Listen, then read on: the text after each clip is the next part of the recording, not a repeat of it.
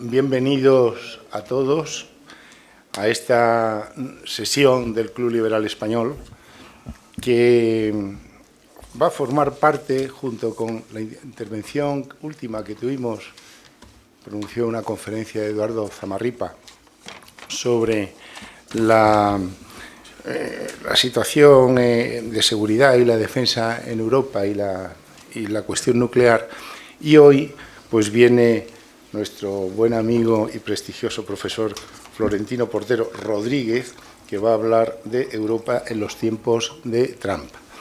O sea que puede formar parte del conjunto de inquietudes que en este momento estamos viviendo en Europa.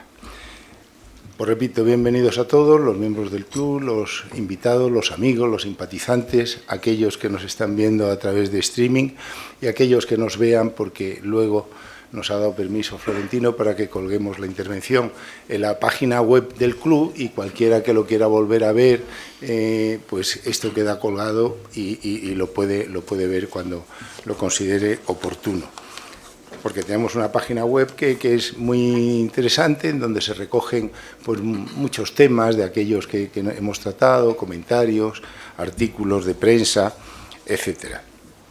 La cuestión que actualmente está más candente, pues luego nos va a hablar Florentino de esto, en temas de defensa, en temas militares, en las cuestiones arancelarias, en fin, las turbulencias que ha creado Trump desde que es presidente de Estados Unidos.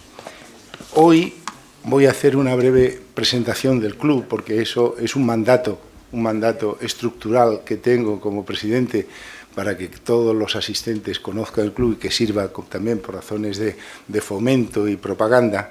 Y vamos a hacer un recuerdo y un elogio del liberal Mario Vargas Llosa, que ha fallecido el día 13 de abril en Lima, porque es muy importante, es un liberal, siempre ha estado muy vinculado a esta casa, a la democracia liberal, y sobre todo era un gran antinacionalista. El orden que vamos a seguir es, voy a hablar unas palabras del club y de Vargas Llosa, luego nuestro vicepresidente Manolo Pino va a presentar a Florentino Portero, y Florentino pues creo que también se reserva un derecho, aparte de pronunciar su conferencia, de hablar algo también de Vargas Llosa. Bueno, aquí nosotros, como nos repartimos el trabajo, sobre todo porque yo creo que hoy es un día muy importante, no solo por razón de las turbulencias europeas causadas por Trump, sino para recordar a Mario Vargas Llosa. El Club Liberal Español es una asociación civil que se mantiene con las cuotas estrictas de los socios, y que lo que pretendemos por nuestros estatutos es el fomento de la libertad, la defensa de la libertad, de la democracia liberal y el respeto de los derechos humanos, de la libertad e igualdad de las personas. Ese es nuestro objetivo, por eso nos llamamos Club Liberal. Y somos una asociación civil, como digo. Y español, pues porque somos españoles. Nosotros creemos en España, en la integridad de España, en la unidad histórica de España, y así lo deseamos que siga siendo. A lo largo del tiempo pues vamos organizando actos, conferencias, seminarios, en fin, intervenciones, todo ligado a la libertad y a la democracia liberal, que en este momento, como sabéis, pues está sufriendo pues muchos ataques de todo orden, ¿no? Y en España pues tenemos una situación en que nuestra democracia institucional pues está con un sistema bastante atacado y socavado por parte de este gobierno de coalición que tenemos. Y dicho esto, pues yo lo que quiero hacer es este recuerdo y elogio del liberal Mario Vargas Llosa, que nació en 1936 en Arequipa, allí en las montañas de Perú, una ciudad preciosa, y que ha fallecido el día 13 de abril de este año 2025 en Lima. Era peruano y también de nacionalidad española, y ha vivido en España durante muchos años. He escrito aquí pues muchas de sus obras, aunque también vivía en París, en Londres, en fin, era un hombre muy cosmopolita. Sobre todo lo importante es la buena literatura que nos ha dejado. yo no voy a hablar de Conversación en la Catedral o La ciudad de los perros, yo voy a hablar del aspecto liberal que tiene su obra. Toda su obra, su pura libertad, constantemente se le nota los ramalazos antitotalitarios y antidictatoriales que tiene, y era un hombre creyente y convencido del valor de la libertad individual como don natural de las personas. Esta era la estructura de su pensamiento: libertad individual, democracia liberal, con un sistema de instituciones que protejan el equilibrio de poderes y que nos garanticen a los ciudadanos nuestras libertades, y sobre todo crítica al autoritarismo y al nacionalismo. Quiero hacer referencia a dos libros principales, que son los que más trata sobre la libertad y la democracia liberal, que es El pez en el agua, en donde cuenta sus memorias, que ahora haremos referencia a alguna de ellas, y luego otro que es La llamada de la tribu, que es eminentemente antinacionalista. Siempre le agradeceremos a los españoles pues la intervención que hizo. ¿Os acordáis que hubo el 8 de octubre de 2017 en Barcelona, aquella millonaria, multitudinaria manifestación en contra del golpe de Estado que habían intentado hacer con el referéndum ilegal del 1 de octubre de ese año los separatistas catalanes? Pues le estamos muy agradecidos nosotros a Mario Vargas Llosa por aquellas palabras que pronunció en su brillante discurso, en donde habló y defendió la integridad de España.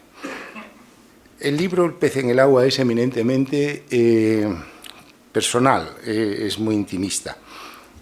Se puede leer y de corrido, y todos tienen una magnífica literatura. La llamada de la tribu es un alegato directo en defensa de la libertad, de la democracia, y es antinacionalista.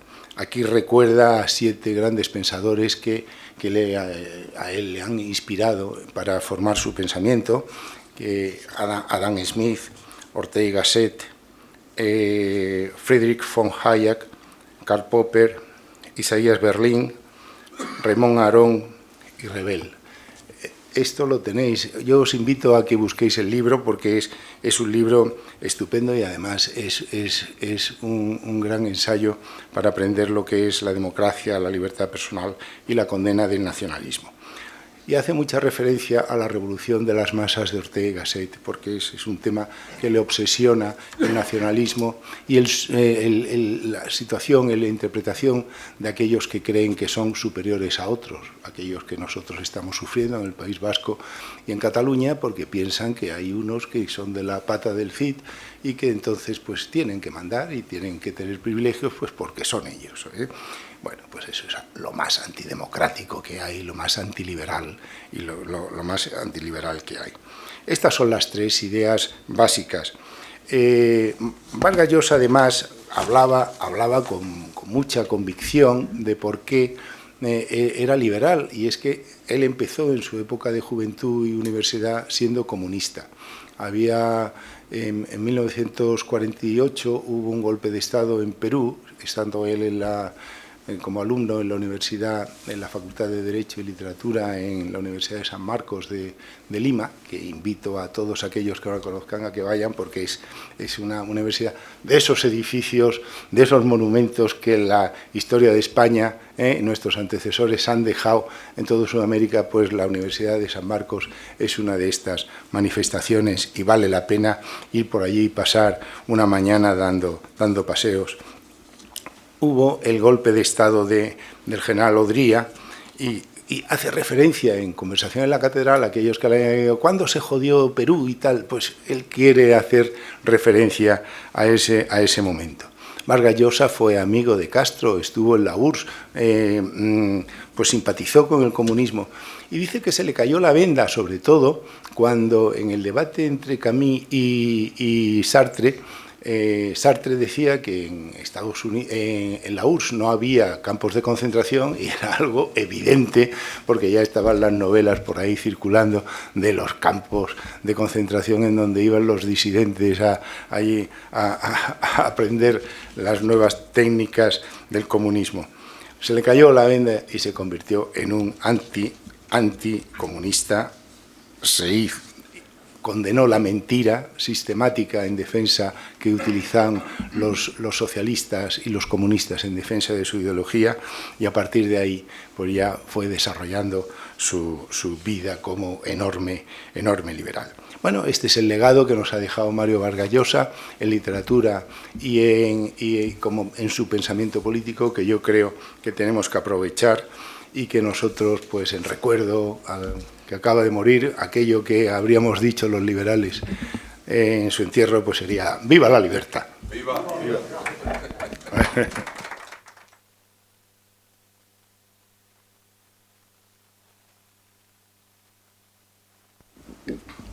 Sí, buenas tardes a todos. En primer lugar, quisiera, en nombre de la Junta Directiva del Club Liberal Español, dar las gracias a todos los asistentes y, como no, a Florentino Portero por aceptar nuestra invitación. Presentar a Florentino Portero es una labor fácil, pues su presencia en medios de comunicación, tanto radiofónicos como televisivos, como documentales y escritos, así como su presencia diaria en reuniones y tertulias y conferencias, pues hacen que sea persona sobradamente conocida por la mayoría de los asistentes que hoy aquí comparecemos, ¿no? Conocí a Florentino en el foro de la sociedad civil y desde entonces pues, mantenemos una buena relación y coincidimos en el foro en su junta directiva actualmente, ¿no? El Club Liberal tiene que agradecer públicamente a Florentino que aceptara desinteresadamente nuestra invitación para darnos una conferencia sobre Europa en los tiempos de Trump, en estos difíciles momentos en los que atraviesa particularmente Europa y sobre todo el mundo en general, ¿no? Florentino Portero es madrileño, licenciado en Geografía e Historia por la Universidad Complutense de Madrid, es doctor en Historia Contemporánea por la UNED, es investigador senior del área de Política Internacional y miembro del Consejo Asesor de la Fundación Civismo, del Instituto de Seguridad y Cultura y de la Fundación Transforma España, vocal de la Junta Directiva del Foro de la Sociedad Civil y de la Comisión Académica de la Fundación Transición Española. Ha sido profesor en distintas universidades españolas, ha estado en el CEU, ha estado en la UNED, ha estado también en la Francisco Vitoria y además ha sido profesor invitado a distintas universidades, tanto europeas como americanas. Ha dirigido 8 tesis doctorales. Ha sido presidente del Comité Español para la Unión Paneuropea, consejero de la Fundación Argentaria, director general de la Fundación Isaac Salveni, secretario general del Grupo de Estudios Estratégicos, director general del Centro Serafaz Israel y miembro del patronato del Instituto Universitario General Gutiérrez Mellado. Es columnista habitual en El Debate y colaborador en Es Radio, miembro del Consejo Editorial de la revista La Ilustración Liberal, del Consejo Asesor y de la revista de Libros y del Consejo Asesor y de la revista Pasado y Memoria. Es autor de 80 publicaciones científicas y técnicas, así como de libros, artículos en revistas especializadas y en prensa periódica sobre temas de política exterior española y relaciones internacionales contemporáneas. Como habéis podido comprobar, el currículum de Florentino Portero es muy extenso. Podemos seguir hablando de él, pero como hoy nos reúne aquí a escuchar su conferencia, vamos a dar aquí por concluida su presentación y resaltando sobre el ponente que nos encontramos ante uno de los mejores analistas de la política internacional con los que cuenta nuestro país. Para terminar, y dado que estamos en un foro liberal, me referiré a unas palabras sobre la libertad que Florentino Portero dedica en uno de sus artículos en Libertad Digital, en el que se confiesa liberal, conservador, y son las siguientes. El individuo está dotado de derechos fundamentales, que su libertad solo tiene como límite la libertad de los demás, que todos somos iguales ante la ley, que el Estado es tan necesario como peligroso, que debemos vigilar que nadie cercene nuestra libertad, y finaliza diciendo que para que triunfe el mal solo es necesario que los buenos no hagan nada, recordando las célebres palabras del escritor y filósofo político irlandés Edmund Burke. Con este recuerdo de la libertad, reiterarte nuestro agradecimiento de la Junta Directiva por estar aquí con nosotros y sin más, Florentino, tienes el uso de la palabra.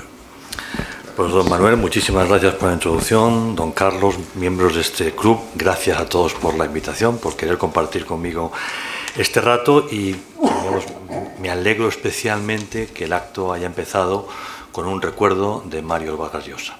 Yo no puedo decir que fui un amigo de Mario Vargas Llosa, ni que le conocí personalmente, le conocí pero apenas le traté.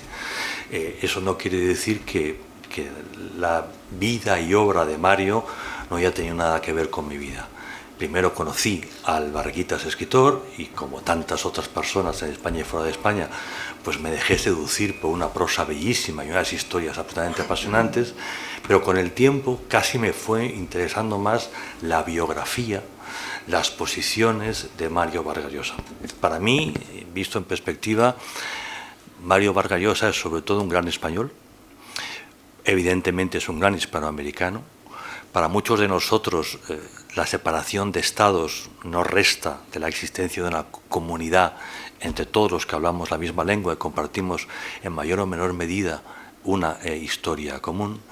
Me ha apasionado siempre la honradez intelectual de Mario, expresada en su evolución, no una evolución casual, no una evolución oportunista, siempre, y lo ha comentado Carlos, una evolución justificada, tanto desde la experiencia personal como desde los propios planteamientos filosóficos y políticos. Mario, creo que para muchos de nosotros, sobre todo, es uno de los españoles que nos ha acompañado. Hay otros enormes, se ha citado mucho Ortega y Gasset, que están muy presentes, pero no me han acompañado vitalmente. Le he leído todo, pero no ha estado con nosotros. Mario sí, y en ese sentido ha sido un brillante compañero de viaje, una guía, un modelo en muchos sentidos y sobre todo un ejemplo de gran señor, un ejemplo de persona decente, un ejemplo de alguien que se comprometía, gustase o no, le favoreciera o no en momentos determinados. Y por eso pues me sumo al recuerdo de Mario y que Mario continúa siendo un ejemplo para todos nosotros. Se han citado nombres, hablando de Vargas Llosa, y has citado a Ortega y Gasset, y una obra en concreto, Rebelión de las Masas. Estamos en el año 25. Si la memoria no me falla, y Pepe me llamará la atención si es así, fue el 27 del siglo pasado cuando se publicaron los primeros textos de la rebelión en el periódico, en El Sol, y se edita como libro en el 30. Es un libro de una actualidad extraordinaria. Es una obra muy importante, traducida a muchas lenguas y muy influyente, sobre todo en lo que fue el Partido Republicano Norteamericano, no el de ahora, en el de antes. Vayamos pensando cómo recuperar esa obra, cómo recuperar al Ortega pensador, porque sigue teniendo muchas cosas que decirnos, sobre todo fue el gran liberal de su época, el hombre que desde el liberalismo nos ayudó a acercarnos a los grandes debates políticos que en ese momento tenían que ver precisamente con eso, con la socialización de la política, cómo la segunda revolución industrial lleva a la gente a la ciudad, la gente en la ciudad se incorpora a la vida política y eso nos plantea unos enormes retos en contraste con lo que había sido el siglo XIX, con una política de cuadros. La política estaba reservada a los que pagaban determinados impuestos y a los que se sentían interesados. El reto de la masificación y la política es afrontado desde España por Ortega y lo que nos dijo sigue teniendo muchísimo interés. Y tiene que ver con lo que me toca hoy a mí hablar, que es de Europa en los tiempos actuales, en los tiempos de Trump. Hoy Europa está en shock, y no es un tema, no les voy a desvelar nada. Sencillamente, la Europa que hemos vivido y conocido es la Europa que nace en la posguerra, en la segunda posguerra mundial, y es una Europa que se construye con Estados Unidos. Estados Unidos está en el principio, está en la guerra, lidera la guerra. Estados Unidos nos libera del riesgo primero del nazismo y fascismo y a continuación del avance del comunismo, y Estados Unidos va a estar en la construcción, Plan Marshall, año 48, va a estar en la construcción de un sistema de defensa colectivo, Alianza Atlántica, 1949, y a partir de ahí vamos a ir de la mano en la construcción también de un orden liberal que tenía como objetivo garantizar la democracia, promocionar la democracia, es decir, la dignidad humana, y a su vez tratar de que los mercados se fueran abriendo y que de esta manera la generación de riqueza fuese aumentando. Es el periodo desde que el Homo sapiens existe en el que hemos sido más libres, más felices, más ricos y más seguros. No hay ningún otro momento en la historia donde haya ocurrido eso. Y eso tiene que ver con lo que en el argot llamamos el linkage, el vínculo transatlántico. Las dos orillas del Atlántico se unen para trabajar juntos. Esto aparentemente se ha acabado. Hoy la otra parte, el líder de nuestro mundo, nos ha declarado una guerra comercial. Y nos dice claramente que no le gustamos mucho, y en concreto que la Unión Europea es una institución decadente porque quiere superar el nacionalismo cuando el nacionalismo es lo bueno, y por lo tanto la Unión Europea sea una institución posmoderna absolutamente rechazable. Desde el otro lado se nos advierte de que el futuro de la Alianza Atlántica es muy precario. Por razones objetivas en unos casos, no somos socios serios porque no lo somos, y en segundo lugar porque Estados Unidos empieza a tener otros intereses a los que luego haré referencia. El hecho es que todo esto nos coloca en una situación francamente complicada, porque lo que somos, y seguimos todavía siendo, es algo resultado de un matrimonio entre dos orillas, y ese matrimonio aparentemente está entrando en quiebra. Una quiebra que ahora se ha escenificado de manera brutal y bastante ordinaria. La vulgaridad no es habitualmente algo que caracterice la política internacional, pero en este caso hay mucho de vulgaridad, hay mucho de ordinariez en las maneras, pero el quiebro norteamericano empezó antes. Empezó coincidiendo con la gran recesión del año 2008. En ese momento el presidente era Barack Obama, alguien muy distinto. Y ya Barack Obama lo que vino a decir es, vamos a ver, esto del orden liberal nos interesa relativamente. Realmente el liderar todo esto no es de nuestro interés. El ser gendarme del mundo no es de nuestro interés. Promocionar la democracia, hombre, si se puede bien, pero tampoco es que sea lo más fundamental. Lo fundamental es que la globalización es una realidad, que la revolución digital ya había comenzado y ya se había tomado nota de ello, y por lo tanto el futuro de Estados Unidos dependía de, entre comillas, ganar la revolución digital. Porque el que la gane generará ingresos, el que la gane tendrá capacidad de influir en el resto. La revolución digital es algo muy serio, es mucho más importante que las previas revoluciones industriales. De hecho, hay un debate interesante sobre si estamos ante la cuarta revolución industrial o ante la primera tecnológica, porque esta va a tener comportamientos no equiparables, efectos no equiparables a las anteriores revoluciones que hemos dado en llamar industriales. Con Barack Obama, por lo tanto, se inicia lo que, utilizando un término o sin perdernos en debates, se inicia un retraimiento de la política norteamericana. No renuncian a ser la potencia, pero sí renuncian a ser la locomotora de todo. Y eso lo vamos a ir viendo tanto en política arancelaria como en los compromisos de la Alianza Atlántica. Muchos europeos sintieron, digamos, un desahogo.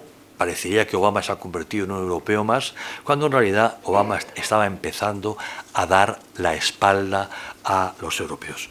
Con el presidente Trump, o este Trump 2.0, la segunda versión de Trump que conocemos, hay un giro importante más. Ya no se trata de no ser la locomotora del orden liberal, se trata de reconocer que el orden liberal, es decir, el esfuerzo conjunto para promocionar democracia, mercados abiertos, ya no es de interés de los Estados Unidos. Y esto se nos lo ha explicado con claridad. No estamos en eso. Nos importa un comino si un país es democrático o no es democrático. A nosotros lo de la promoción de la democracia no nos interesa. Lo nuestro es sencillamente ganar la revolución digital y tratar de evitar guerras que no nos conducen a ninguna parte. En una visión bastante primaria, porque la gente que está alrededor del presidente Trump no es la más sofisticada del mundo, y los que están diseñando la acción exterior ni tienen experiencia diplomática ni tienen experiencia militar, son inmobiliarios o gente del mundo financiero, es decir, que no tienen los estudios clásicos para poder dedicarse a estos temas, han descubierto el siglo XIX. Y en cierto sentido han descubierto el siglo XVIII y piensan que esos siglos serán mejores, aunque el resultado fueran dos guerras mundiales. Lo que está planteando Trump, y nos lo dice, es, vamos a ver, yo tengo que evitar guerras, pero yo tengo que avanzar en lo mío. Para eso no se trata de aliarme con estados medios para juntos formar un bloque, sino negociar directamente con la otra parte. Ellos utilizan un término característico de la disciplina, que es el término actor. Llamamos actor en política internacional al que actúa con capacidad de defender intereses. Por lo tanto, hay 4 actores: Estados Unidos, India, China y en cierta medida Rusia, básicamente porque tiene capacidad nuclear. Por lo demás es casi un Estado fallido en estos momentos. El planteamiento de Trump es: yo voy a negociar con cada uno de ellos, vamos a tratar de llegar a un entendimiento en el plano comercial y sobre todo vamos a evitar hipotéticas causas de la guerra. Eso supone, volviendo al siglo XVIII y volviendo al siglo XIX, reconocer áreas de influencia. Eso no tiene mucho que ver con el derecho internacional, Carlos. Es algo anterior al derecho. De hecho, el derecho internacional se hizo para evitar este tipo de cosas, ¿no? Eso del reconocimiento de la soberanía no es el tema que les preocupe mucho, sino el ejercicio puro del poder. Es decir, en lo que a nosotros respecta, el futuro de la relación de Europa con Estados Unidos dependerá de que previamente Estados Unidos haya logrado un suficiente entendimiento con Rusia, que es nuestra parte principal, y en menor medida, pero también con China. Somos subsidiarios de una relación más importante. Bien, como podemos ver, la situación pues no es muy cómoda. Naturalmente, la Alianza Atlántica ya no la podemos entender como un sistema de defensa colectivo, que es algo más allá de una alianza, para entendernos. Cuando 2 estados se ponen de acuerdo para algo en política internacional, a eso lo llamamos una coalición. La palabra coalición hace referencia a unión en tiempo breve. Cuando la unión tiene vocación de permanencia, lo llamamos alianza. Cuando la alianza deriva en un sistema integrado, lo llamamos sistema de defensa colectivo. Aunque hablamos de la Alianza Atlántica porque nació llamándose así, derivó en algo muy superior, que es un sistema de defensa colectivo. Es una cosa muy seria. Es un activo que no tiene precio. Es un logro de la inteligencia extraordinario, que ahora está en cuestión, por distintas causas, y algunas de estas causas tienen que ver con nuestro comportamiento irresponsable, el de los europeos. El hecho es que ahora no sabemos muy bien qué va a pasar y todo va a depender en realidad de las negociaciones que Rusia y Estados Unidos puedan tener y del comportamiento de los europeos antes de la próxima cumbre, que es la última semana del mes de junio en La Haya. Ante esta situación de shock, los europeos, pues primero, nos quedamos un poco parados porque no sabemos muy bien qué hacer. Nos han roto el entramado básico de nuestro proyecto de vida en común y empezamos a preguntarnos exactamente qué instituciones tenemos, qué instrumentos tenemos para poder responder. Y lo primero que vemos es, cómo no, la Unión Europea. La Unión Europea es, digamos, la base del gran proyecto. Es un proyecto que nace originalmente para superar las causas que nos llevaron a 2 guerras mundiales. Y la principal causa, que no es la única, es el nacionalismo. El nacionalismo es un comportamiento irracional que deriva del patriotismo, es el patriotismo mal entendido, cuando mi amor a lo propio implica el odio del vecino. Si yo soy francés y soy nacionalista, ergo tendré que odiar al alemán. Es una situación, digamos, preocupante. El patriotismo es una virtud social, una virtud pública. El nacionalismo es una enfermedad. Y es una enfermedad que tiene consecuencias muy, muy graves. Para superarlo, establecimos el proceso de integración europea, que ha tenido distintas fases. Para desarrollarlo aparece el mercado común, y el mercado común va a ser un elemento muy importante, siguiendo la inercia del plan Marshall establecido por los norteamericanos en el 48, para generar riqueza y de esta manera facilitar la reconstrucción de Europa. Y el mercado común, y aquí los padres fundadores eran sabios por sensatos y prudentes, y va generando nuevas necesidades. Un mercado común con un montón de divisas es un dolor de cabeza. Y como tenemos alguna edad, recordamos cuando los gerentes y empresarios se pasaban el día en la oficina bancaria comprando divisas. Y el dolor de cabeza de la compro a un precio y la voy a utilizar a otro precio. Eso era un lío. Bien, esa inercia nos lleva a plantearnos la moneda. La moneda es soberanía. Hay muchas cosas en política que no son soberanía, pero la moneda es soberanía. Y por lo tanto era la primera vez que decidíamos tener una moneda situada en una institución europea donde los Estados ceden la administración de una competencia soberana. No ceden la soberanía, porque cualquier Estado puede recuperarla y volver a su moneda.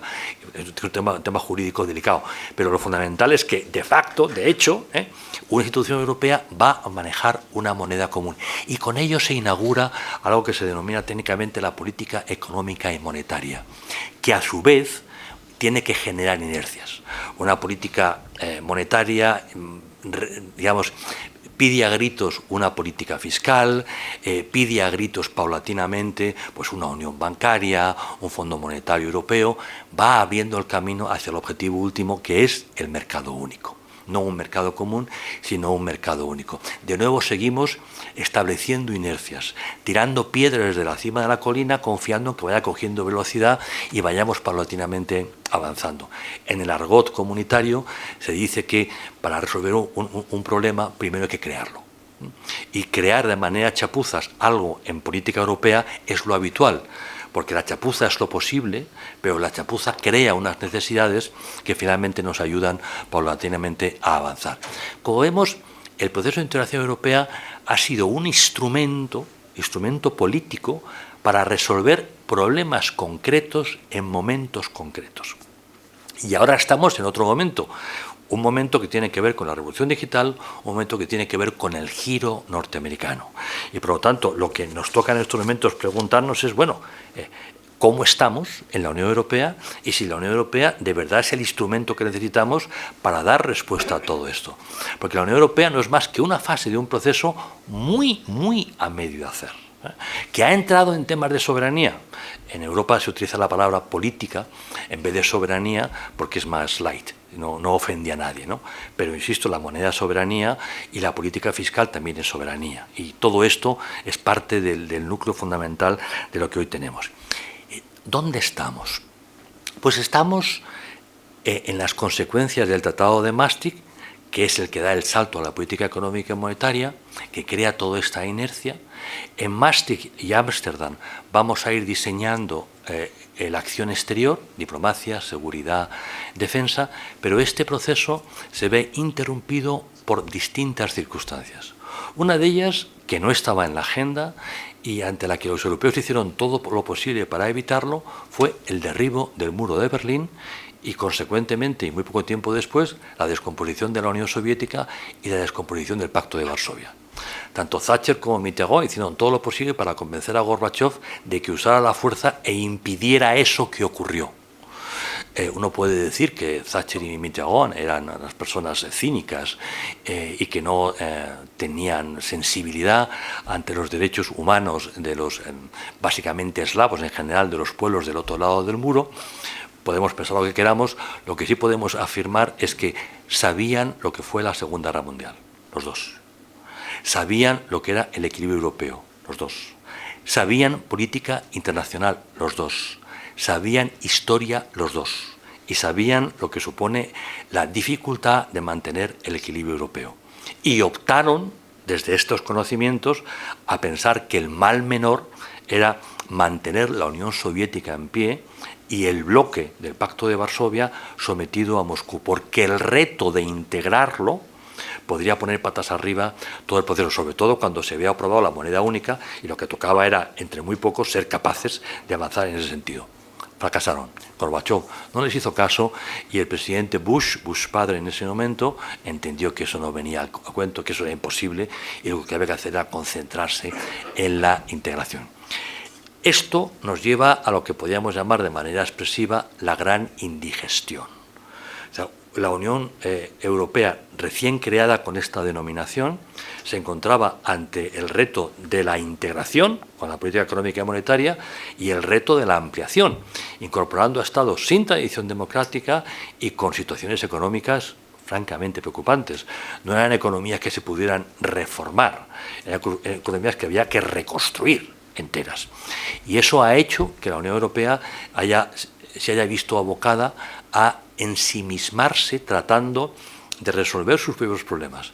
Problemas que se han acrecentado con determinadas circunstancias. La gran recesión del año 2008, que paralizó evidentemente nuestra economía y que nos obligó a reaccionar, el COVID-19 en el año 20 y la crisis económica post-COVID derivada precisamente de la situación a la que nos llevó el COVID. Todo esto lo que ha hecho es incrementar el proceso de ensimismamiento y que la Comisión Europea, en vez de desarrollar el guión de Maastricht en las líneas apuntadas por Maastricht, básicamente se convirtiera en bomberos. Y en el último quinquenio, en la anterior comisión, ya más allá de ser bomberos, perder la cabeza y lanzarse a políticas, digamos, muy bonitas, muy elegantes, pero muy mal planteadas y muy mal gestionadas. Lo que hace que la actual comisión, presidida por la misma señora, esté hoy dando marcha atrás a todo eso. Resultado, Europa hoy está fuera de la revolución digital. Y si no nos reincorporamos pronto, y no es fácil, estaremos ante un siglo de decadencia seguro, sin bromas. Esto es así. O sea, Europa hoy no tiene empresas que estén de verdad en la revolución digital. Con el agravante de que tenemos todo lo demás. O sea, tenemos recursos humanos, tenemos experiencia, tenemos dinero. Sencillamente no hemos focalizado correctamente el trabajo. Más aún, hemos hecho lo contrario de lo sensato. Ejemplos. Hemos reaccionado ante los problemas escribiendo normas jurídicas. Hoy hemos sufrido una hiperinflación normativa. Y más a más, el derecho es una necesidad, es un activo.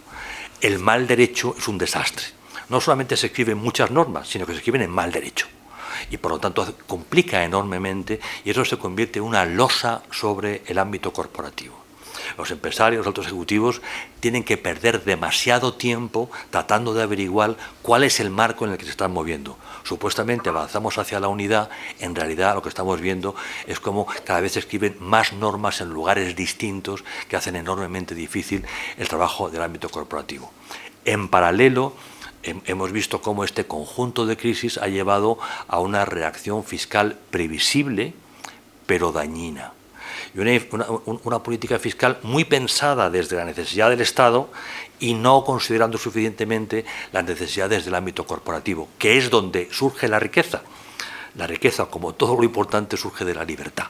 Y por lo tanto, si los empresarios no tienen capacidad para actuar, evidentemente van a tener un problema muy serio. Y ese problema muy serio lo estamos viendo hoy con la salida de ahorro de Europa en otras direcciones.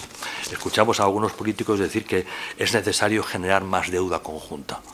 Bueno, quizá habría que pensar más en qué está pasando con el dinero que tenemos, el dinero que está ahí y que sencillamente en vez de invertir aquí se está yendo fuera por falta de confianza, por falta de seguridad. Es un tema muy delicado, como lo es el que nuestros mejores chavales se estén yendo.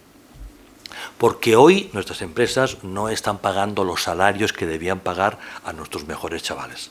Y porque nuestros mejores chavales, por otro lado, empiezan a chocar con una cultura corporativa que piensan ellos ya está caduca y que, por lo tanto, no debería ejecutarse. Bueno, todo esto además nos cae con la batalla comercial con Estados Unidos, con una guerra arancelaria que hace que muchos de nuestros empresarios sencillamente se queden en estado catatónico. Primero porque no es que haya solamente batalla arancelaria, es que depende del día o la hora, el arancel es uno u otro. Y hay muchas empresas españolas, muchas europeas, que se han acostumbrado al mercado norteamericano, porque es un mercado muy potente, y además es un mercado mucho más ágil. Y por lo tanto ha sido una escapatoria para muchas de nuestras empresas. Si a eso añadimos la crisis en el ámbito atlántico, la crisis de defensa, el espectáculo no es ni mucho menos agradable. Perdón. Unas referencias al ámbito de la defensa, que es más mi ámbito, y posiblemente lo es menos el suyo, menos el algún general que tenemos por aquí entre el público. Cuando nos encontramos con una amenaza expresa de que puede Estados Unidos plantearse el irse, o que Estados Unidos se replantea su papel dentro de la OTAN, la primera reacción nuestra es, bueno, ¿y ahora cómo reaccionamos? Porque ahora sí sabemos que tenemos un enemigo. alguien que está pegando tiros, alguien que está matando europeos y alguien que más allá del uso de la fuerza está utilizando otros medios de lo que es la guerra moderna en el ámbito cognitivo, en el ámbito cibernético, para a través de lo que antes se llamaba propaganda y ahora es el ámbito cognitivo, modificar nuestra visión de las cosas. Recordemos el papel tan importante jugado por la inteligencia militar rusa durante la crisis de Cataluña. No fue un tema menor, fue un tema mayor, fue una agresión de un Estado a otro Estado y el objetivo era dividirnos, porque divididos somos más débiles y por lo tanto más fácilmente manejables. La inteligencia rusa está actuando en toda Europa para cambiar la mentalidad de la gente. Y es un tema muy importante y es un tema muy característico de nuestros días. Bien, ya sabemos que tenemos una amenaza en la frontera oriental, pero que actúa en todas partes a través de otros medios. ¿Qué podríamos hacer dentro de la OTAN si Estados Unidos se va? O si Estados Unidos se queda, pero no es el mismo. Si se va, nos encontramos con dos problemas. Uno es el del liderazgo. La Unión Europea la componen, si la memoria no me falla en estos momentos, 32 miembros. Llegar a acuerdos entre 32 para hacer uso de la fuerza es un espectáculo propio de Groucho Marx. Y Groucho lo haría maravillosamente bien.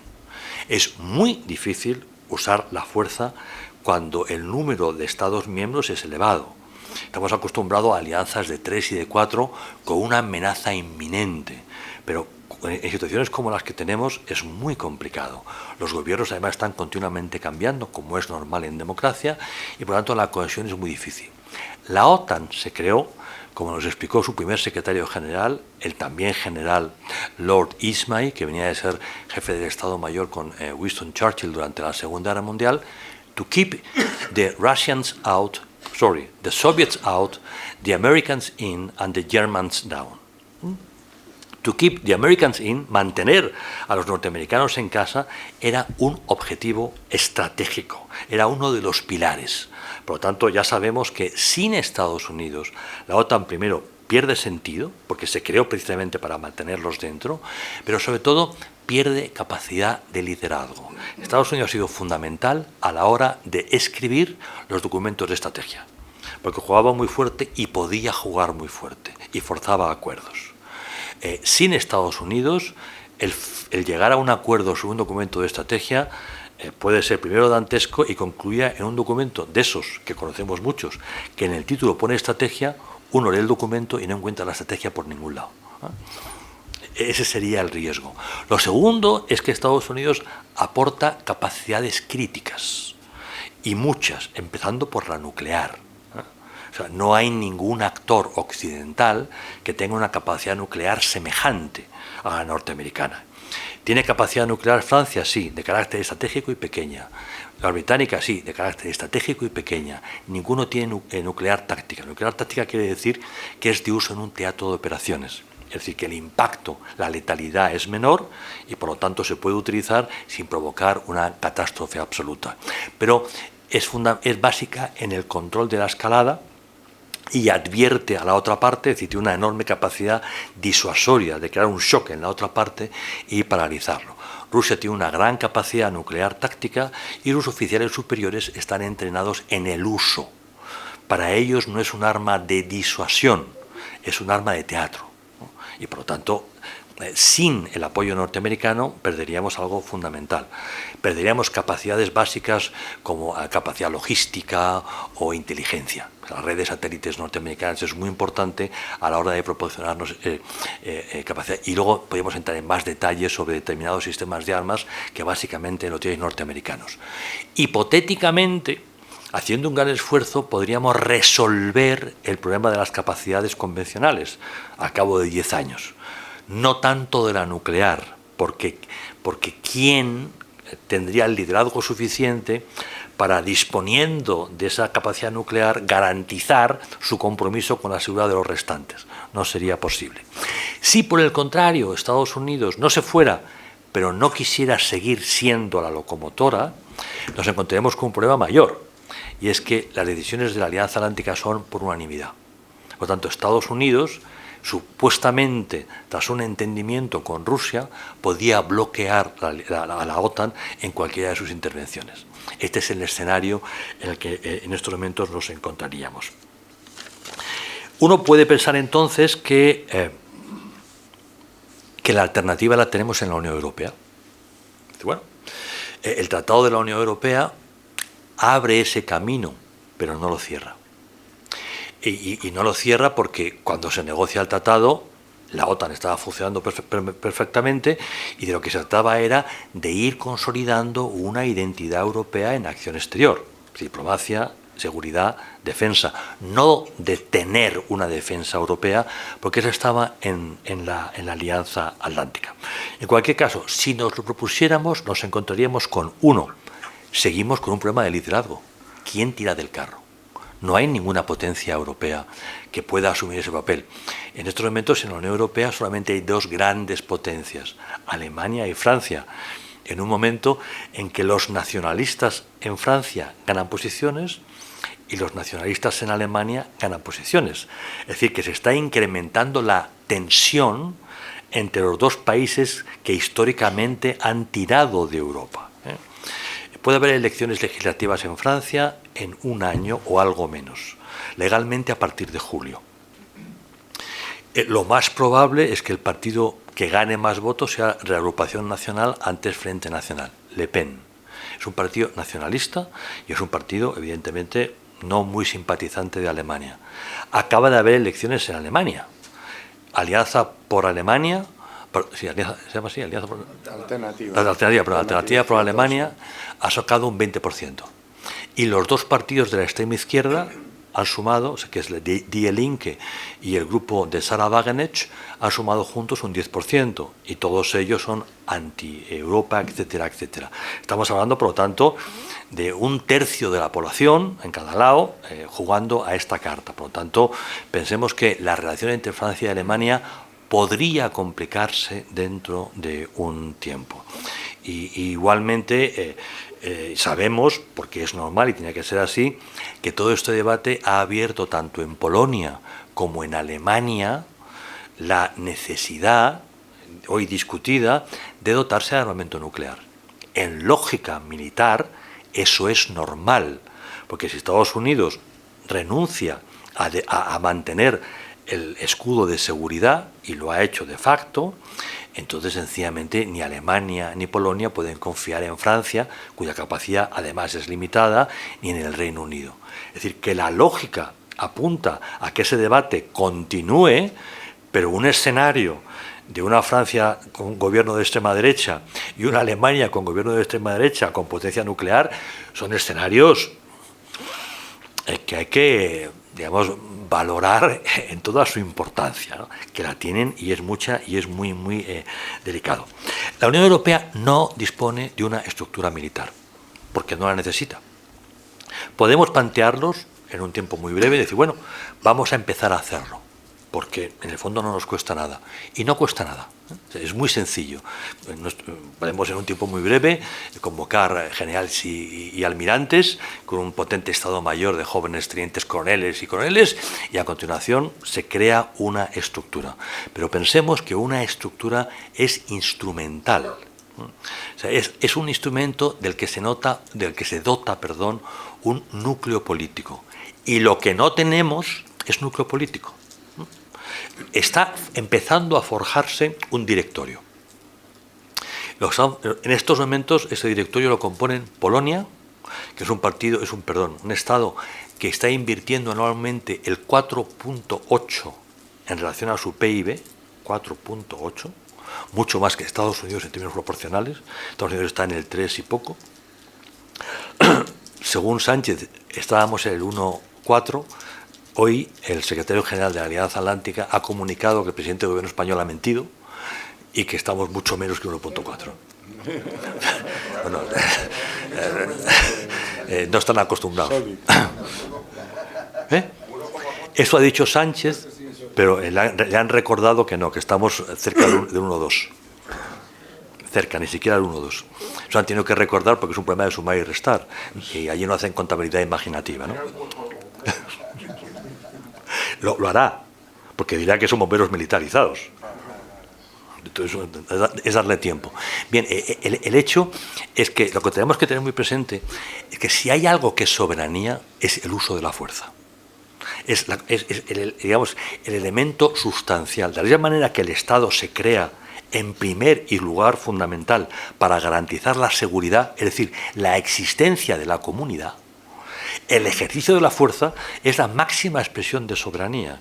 Y por lo tanto, un club a 28 tiene muy difícil llegar a acuerdos, no solo de usar, sino sobre todo, que es lo más delicado, de mantener.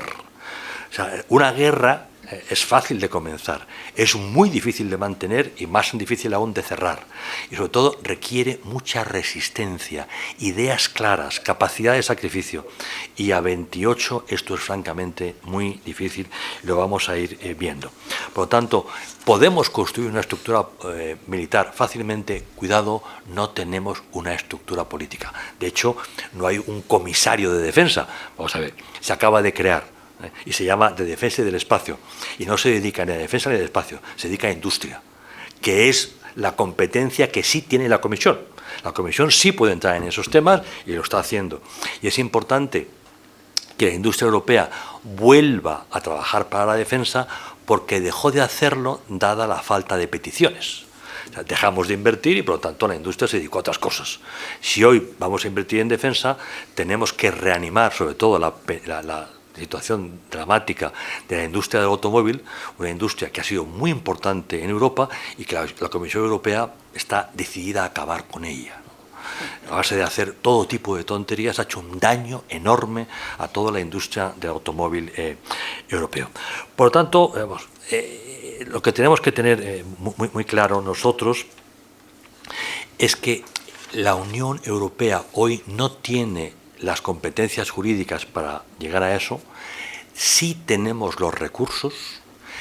En el marco del tratado vigente tenemos un camino por recorrer, y en ese camino al final llegaremos a un punto, al final, donde nos veremos obligados a modificar los tratados.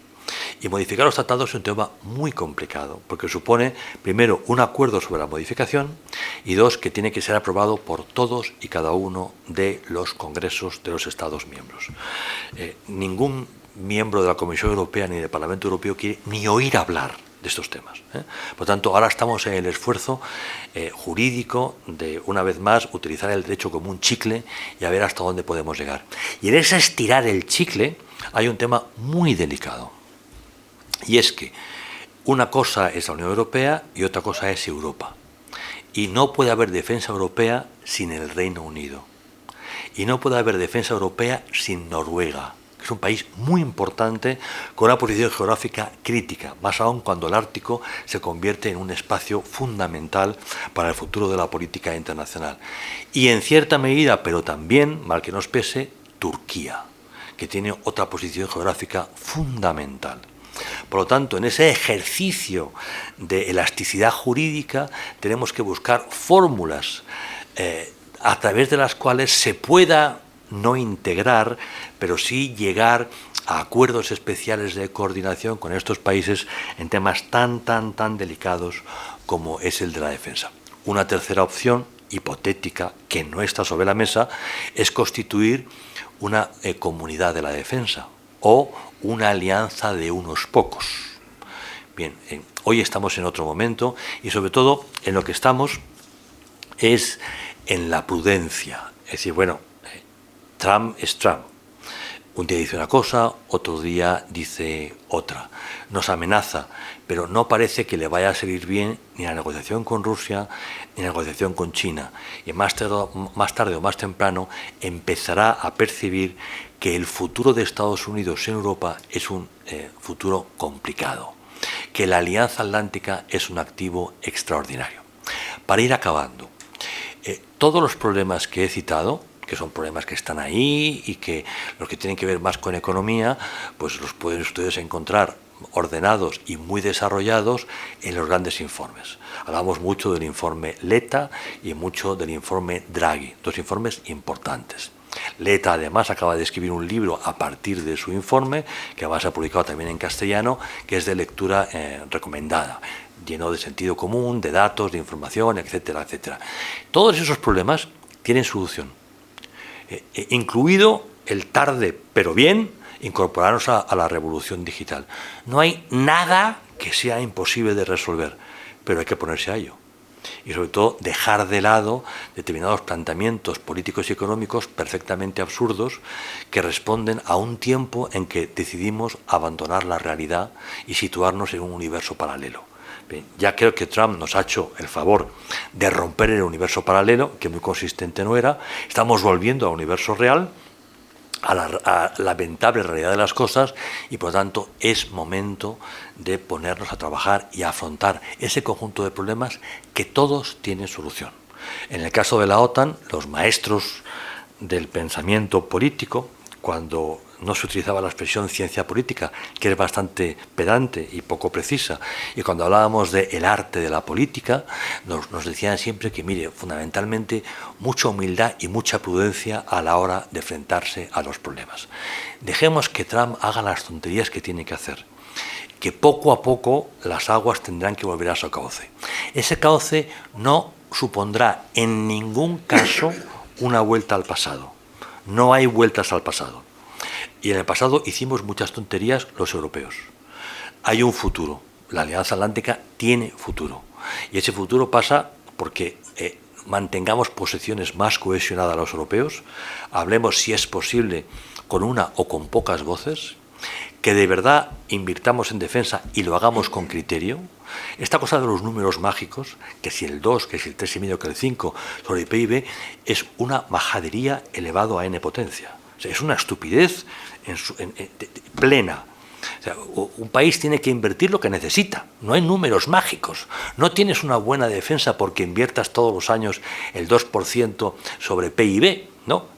A lo mejor lo consigues con 1,7 o con el 3,2. Tienes que invertir en lo que necesitas, en función de tus necesidades, las tuyas, no unas mágicas. Lo que ha hecho nuestro presidente recientemente es un ejercicio francamente divertido de irresponsabilidad. O sea, lo que haya que adquirir lo tienen que decir los militares, a partir de una estrategia hecha por los políticos. Los políticos son los que tienen que decir cuáles son los riesgos, retos y amenazas, aconsejados por los militares, por los diplomáticos, por los, digamos, por los cuerpos superiores de la administración.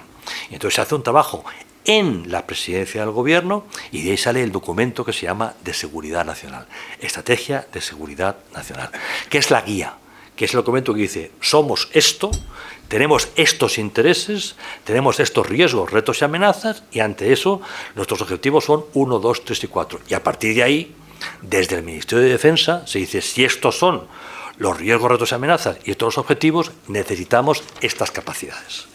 Y entonces sabremos lo que cuesta, pero no podemos empezar al revés. No hay números mágicos. Uno puede gastar el 5 y tirar el dinero, si no estás adquiriendo lo que necesitas y si tu gente no sabe manejar esas capacidades porque no vienen al caso. Bien, sencillamente vamos a ponernos a trabajar si queremos de verdad tener un futuro. Si no, no hay problema, la decadencia es amable, por lo menos las primeras generaciones. Las siguientes generaciones ya no va a ser tan amable. Está todo en nuestra mano, no hay ninguna ley de la física que nos aboque a la decadencia. Ahora, si ignoramos la realidad, pues tenemos un problema. Y a la hora de resolverlo hay un tema que hay que decidir de manera muy clara. El tema es el siguiente. ¿Va a ser la Unión Europea el instrumento para afrontar estos problemas? Me refiero a la revolución digital y a la seguridad y defensa, ¿o no? ¿O solamente vamos a afrontar la revolución digital desde la Unión Europea y la defensa desde los Estados? Todo en la vida tiene pros y contras. Lo que no podemos es engañarnos, ¿no? Hay que tener ideas claras y decidir lo que se hace en Bruselas y lo que se hace en las capitales. Si se decide que la defensa se hace desde las capitales, perfecto. A partir de allí empezaremos a hablar de alianzas, de coaliciones, de vínculos. Buscaremos maneras de actuar juntos frente a amenazas que son comunes. pero no podemos ser adolescentes, no podemos juguetear con las palabras ni con las instituciones. Tenemos que tener ideas claras porque el tiempo lo exige. Dicho esto, presidente, yo creo que he hablado suficiente. Muchas gracias.